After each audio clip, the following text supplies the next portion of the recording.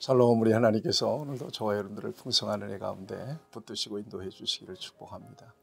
오늘 하나님께서 저와 여러분들에게 주신 말씀은 빌립보서 1장 22절에서 30절까지는 말씀입니다.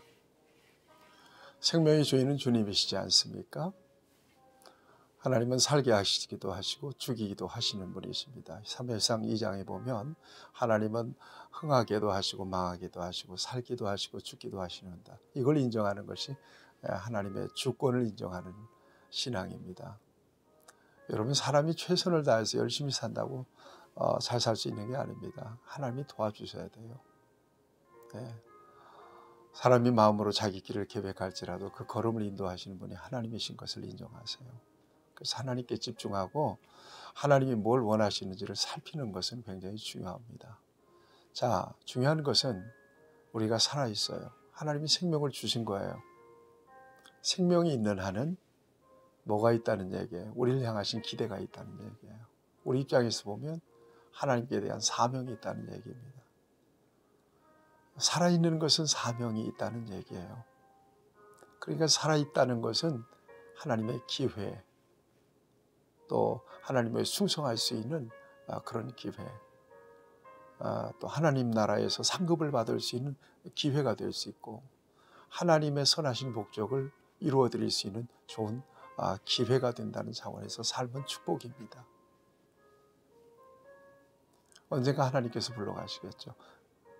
왜 불러가든가요? 사명이 끝나니까 불러가는 거예요.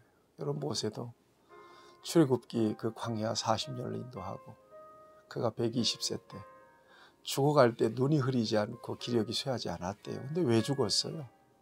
가나안 땅을 바라보면서. 거기까지예요. 사명이 거기에서 끝난 거예요. 사명이 끝나면 죽는 거예요, 인간은. 그런 차원에서 예수님 안에서 내 인생에 대한 사명의식, 소명감을 가지고 사는 것은 너무나 중요하다. 지금 바울은 옥중에 갇혀 있어요. 늘 복음을 생각해요. 자기가 옥에 갇혀 있으니까 빌립보 교인들이 복음을 전하는 것이 너무나 좋은 거예요. 그리고 옥에 갇힌 것이 빌립보 교인들로 하여금 복음을 전하는 동력이 되고 있다는 사실에 대해서 만족이 있어요. 그런데 여러분, 이걸 아셔야 돼요.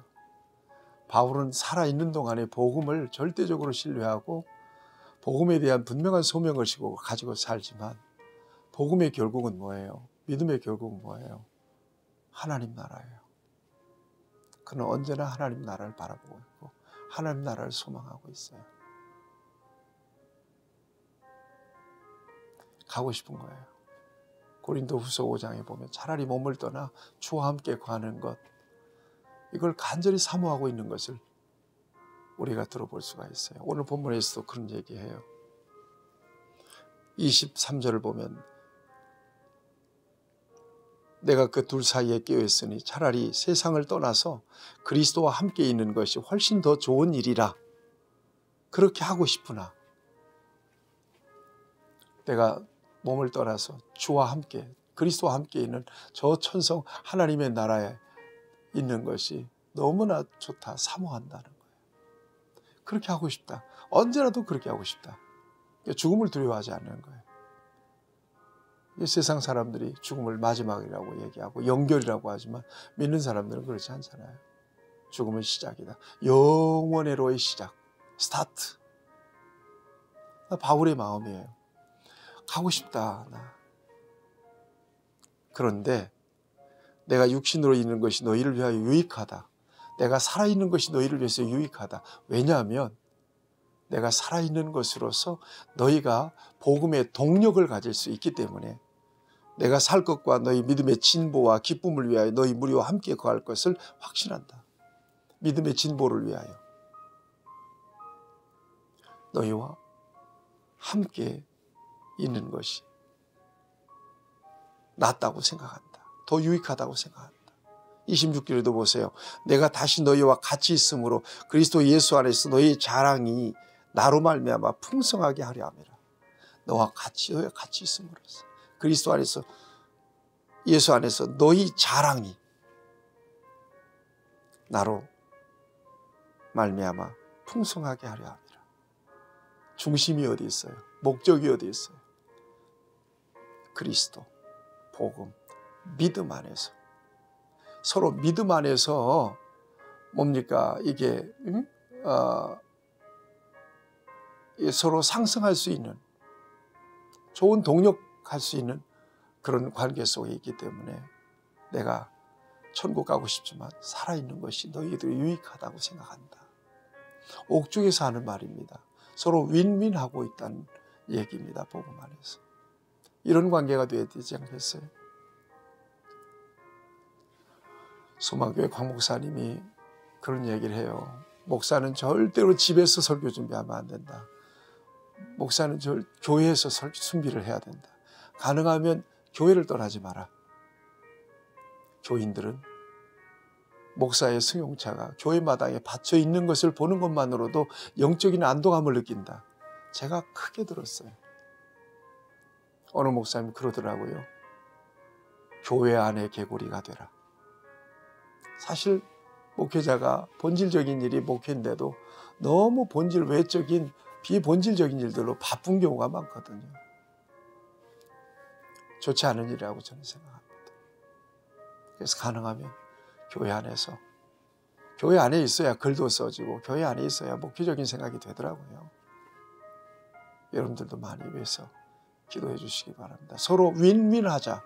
그래서 내가 살아있는 것을, 천국 가고 싶어 살아있는 것이 유익하다고 생각한다는 것입니다.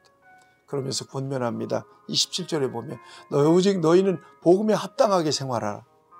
여러분들의 마음속으로 그렇게 다짐해 보시면서 따라해 보세요.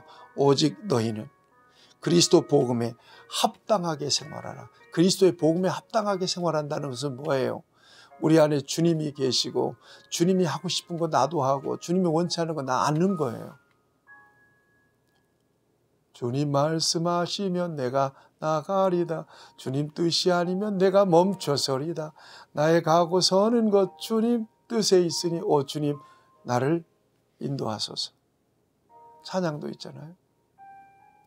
주님께 매임이 되어 살아가는 거죠. 그리스도의 복음에 합당하게 사는 거예요.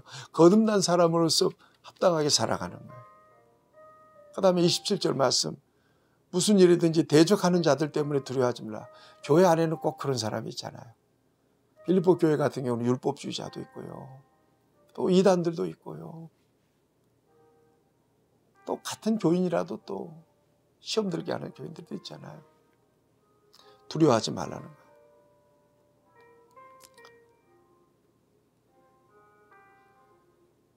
이 일을 듣고자 함이라. 그것이 그들에게는 멸망의 증거요 너희에게는 구원의 증거니 이는 하나님께로부터나.